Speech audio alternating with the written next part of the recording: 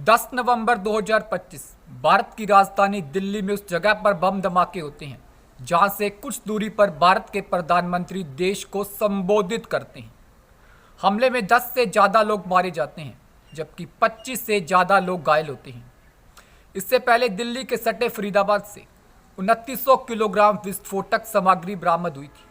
जब गहराई से जांच की गई तो पता चला कि इस आतंकी मॉड्यूल में कट्टरपंथी पेशेवर और छात्र भी शामिल हैं। पकड़े गए आरोपी पाकिस्तान और अन्य देशों से संचालित विदेशी आकाओं के संपर्क में थे। पकड़े गए इन्हीं आरोपियों में फरीदाबाद के अल फलाह विश्वविद्यालय में कार्यरत एक महिला डॉक्टर भी शामिल थी। अब इसी विस्फोटक सामग्री जो बरामद की गई उससे इस बात का अनुमान नहीं लगाया जा सका कि आगे भी कोई बड़ी घटना हो सकती है क्या, और हुआ भी ऐसा ही। आतंकियों द्वारा दिल्ली में जो विस्फोट किया गया वह आनन फानन में ही किया हुआ बताया जाता है। जानकारी यह भी सामने आई कि हमला दिवाली और नए साल पर किए जाने की और भी योजनाएं बनाई जा रही थी, लेकिन हमले के बाद ऐसी कई बातें हैं जो सवाल खड़े कर रही हैं। देश के आम लोगों को नुकसान पहुंचाने वाले आतंकी हैं, इस बात को हम सारे मान चुके हैं, लेकिन भारत इसे आतंकी हमला क्यों नहीं मान रहा है? यह बात हम इसलिए बोल रहे हैं कि दो ऐसी बातें हैं जो भारत सरकार खुद के लिए बोल चुकी है। पहली बात यह है कि अगर देश के अंदर कोई भी आतंकी हमला होगा तो उसे एक्ट ऑफ वार माना जाएगा, यानी जवाबी कार्रवाई जोरदार तरीके से की जाएगी।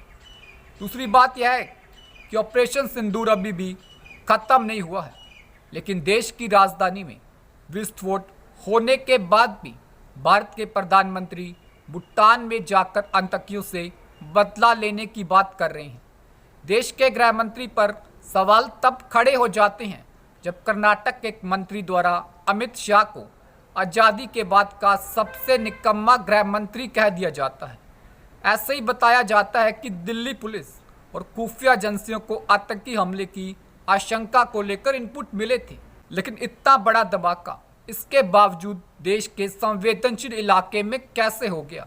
यह जांच इस बात पर भी केंद्रित होनी चाहिए कि देश की खुफिया एजेंसी आखिर कहां चूक कर गई।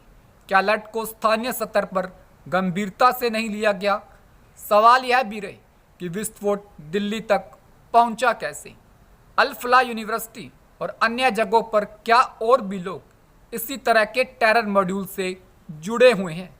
पुलिस ऐसा मान रही है कि हमला 2 साल से चल रही एक गहरी साजिश का हिस्सा है, और जांच इस बात की भी की जा रही है कि हमारे देश में व्हाइट कॉलर आतंकी नेटवर्क कहां तक फैला है, यानी ऐसे लोग जो हमारे बीच में रहते हैं, हमें अपना बताते हैं, लेकिन इस देश के प्रति या इस देश के आम नागरिक के प्रति उनमें कितनी नफरत है, इस बात का अंदाजा भी हम नहीं लगा सकते। हालांकि काफ़ी ऐसी चीज़ें हैं जो अभी जांच के दायरे में हैं, जिनकी जांच चल रही है, लेकिन चांदनी चौक की वह चांदनी 4 दिन बाद फिर लौट आएगी। नेताओं की आपसी राजनीतिक बयानबाजी यूं ही चलती रहेगी, लेकिन फेरी लगाने वाले से लेकर ऑटो रिक्शा चलाने वाला वह आम आदमी फिर लौट कर नहीं आएगा। नमस्कार, उम्मीद करते हैं वीडियो अच्छी लगी होगी। वीडियो को लाइक कीजिए, शेयर कीजिए, चैनल को सब्सक्राइब कीजिए। धन्यवाद।